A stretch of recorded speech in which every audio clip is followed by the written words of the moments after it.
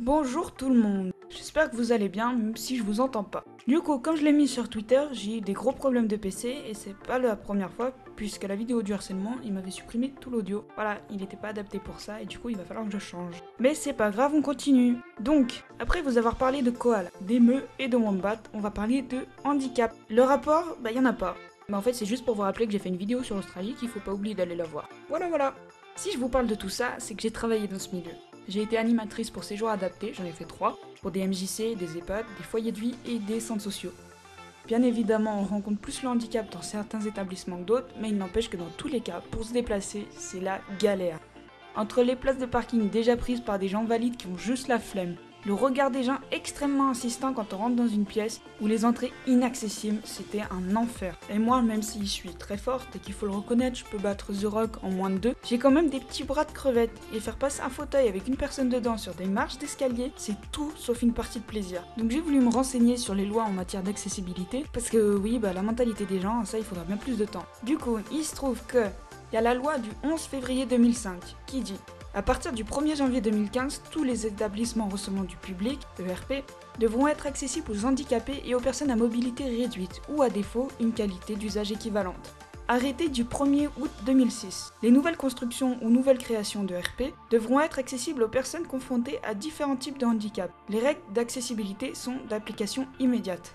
Et enfin, arrêté du 21 mars 2007, les ERP existants devront s'adapter progressivement pour permettre l'accueil et l'espace de personnes confrontées à différents types de handicap. Sauf que, en 2015, quand tous les établissements devaient être aux normes, notre cher gouvernement a constaté que son projet il n'était pas réalisable du tout. Et du coup, il a repoussé entre 3 et 9 ans les délais de mise aux normes. Donc entre 3 et 9 ans, c'est quand même assez vague. Et ce qui fait qu'on a pu lire des choses comme: en 2010, j'ai vu un article d'une femme handicapée de 29 ans qui témoigne que se déplacer en fauteuil roulant à Strasbourg, c'est une vraie galère, car les trottoirs ils sont trop étroits, il y a des poteaux en plein milieu des rues piétonnes, ou encore il y a des marches devant des magasins ou même des cabinets médicaux. En février 2014, c'est l'association des paralysés de France qui déclare que les villes ont fait des progrès, mais le constat reste accablant avec à peine plus de la moitié des écoles et seulement 42% des réseaux de bus accessibles aux personnes handicapées.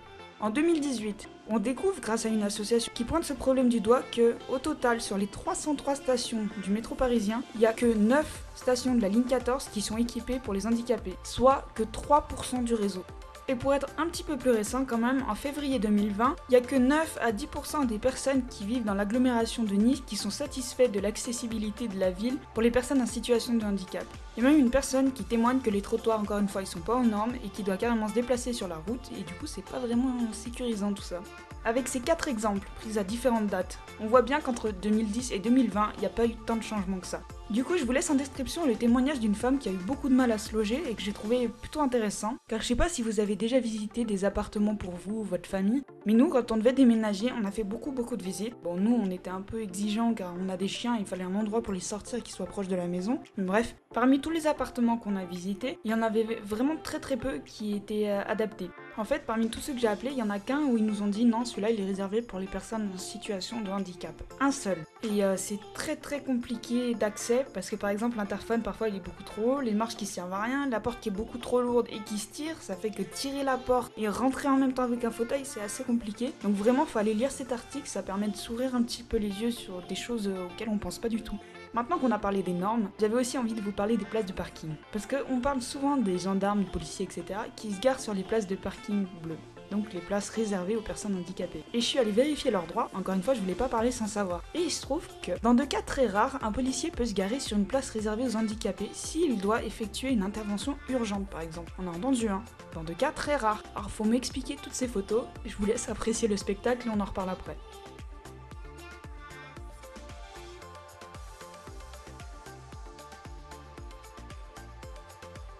Voilà, je suis sûre qu'il y en a encore beaucoup d'autres. D'ailleurs, si vous les trouvez, n'hésitez pas à les partager sur Twitter, je serais ravie de les voir. Et je vous mets aussi l'article d'une personne qui a eu affaire à des policiers un tantinet flemmard, c'est aussi intéressant à lire. En farfouillant un peu partout, je suis aussi tombée sur une jeune femme qui a eu 800 € d'amende pour avoir posté une photo d'une voiture de police garée sur une place handicapée. Alors c'est en Espagne, mais en France ça aurait très bien pu arriver. Elle a été condamnée grâce à une loi controversée baptisée la loi de sécurité citoyenne. Et ce que j'aime beaucoup, c'est ce que le porte-parole de la police dit. Nous aurions préféré une autre solution, mais ils avaient le droit de donner cette amende. Voilà, j'ai trouvé ça très drôle et je me dis que ça pourrait très bien arriver en France, sachant qu'on est les rois pour trouver des lois un petit peu débiles qui favorisent la police.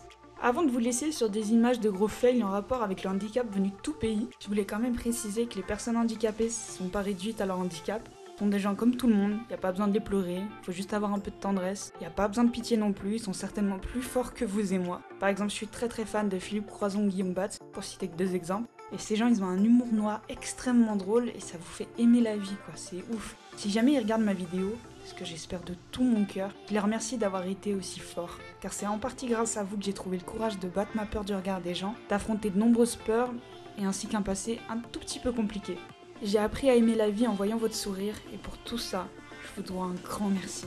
Pour mes chers fracturés, je vous laisse avec ces images et en attendant, je vous dis à très vite et surtout portez-vous bien.